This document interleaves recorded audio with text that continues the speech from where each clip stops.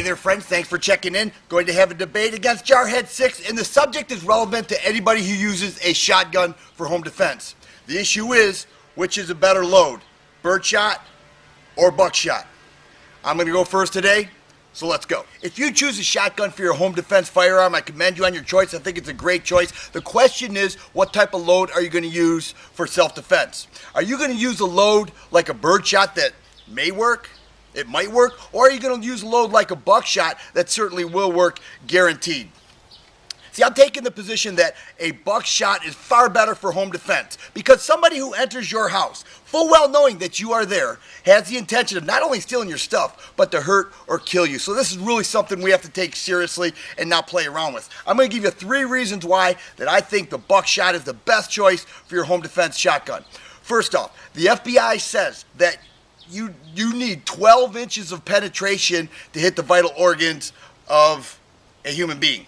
So 12 inches, whether it's ballistic gel or a human being, to hit the vital organs, that's what you need. And do you realize that not one Birdshot load can do that? But Buckshot can, time and time again. So it's far more fatal. Secondly, Birdshot loses energy immediately on impact. Immediately. Do you know why that is? Because it's made for hunting birds, okay? That's what it's for, hunting birds. It's not made for a self-defense round or shell for home defense. It's made for hunting birds, all right? Thirdly, and most importantly, I want you to have a visual of what exactly the pellets look like in both bird and buckshot. Here are the pellets in a Birdshot. You can fully see why it will not penetrate the necessary 12 inches in the human body to be fatal. It's made for birds. And then here's your Buckshot. Any questions? Hey guys, Jarhead6, and I appreciate you guys watching. So first of all, the fact that Dan says that Birdshot may work, come on guys, it's completely ridiculous. Birdshot will work in some type of home defense scenario. At a home defense situation, you're most likely going to be at a very, very close range. We're talking about 5 to 10 yards. So it will work and it will be very, very effective. Now, with that being said, Buckshot, yeah, definitely great rounds. Can kill a person with no issues, just like a 357, just like a 44 Magnum, just like a 50 cal. Does that mean that you want to use those rounds inside your house? Definitely not. The main reason why, because over penetration. You shoot a Buckshot inside a house and it will kill that guy. It will go through the drywall and it will most likely possibly kill your kids, continue traveling, and most likely kill your neighbor on the other side of the street. So just because that round is very effective does not mean that would allow you to accomplish your mission the right way. You see guys, there's a lot of choices to defend yourself. There's a lot of different weapons. There's a lot of different rounds.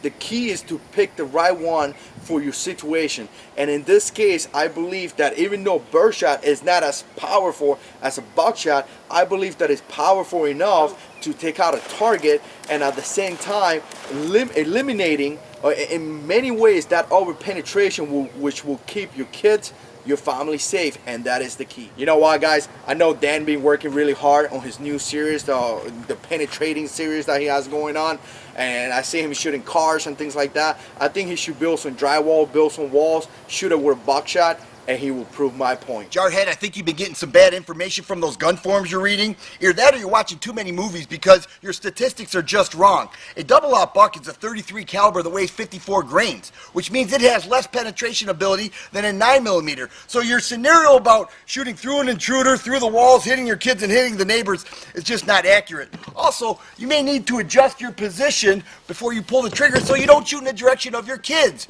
You want a range test? I already did it. Take a look at this metal door that was penetrated through by many handguns, but not Buckshot. Holy Geronimo, the Buckshot did not penetrate. Only 3 penetrated, and actually only 2 have full exit holes. This one does not. You can't tell me that shooting that piece of paneling with a Birdshot is equivalent to a 250-pound drugged-up guy with a leather jacket on entering your house. You're worried about over-penetration? I'm worried about under-penetration, which would give the bad guy the advantage and is not a good idea. Hey guys, I understand that Dan wants to take care of his families, but Buckshot is an overkill. I gotta tell you guys, if you look into the construction nowadays versus 40, 50 years ago, it's totally different. You could pretty much go inside your house, you could punch a wall and make a hole. So if you could do that with your hands, you know, if you're a big guy, if you could do that with your hands, what do you think you're gonna be able to do with a shotgun? With Buckshot. If you take a shot inside the house, most likely you're going to take out that criminal, but the chances of you taking out another person are extremely high.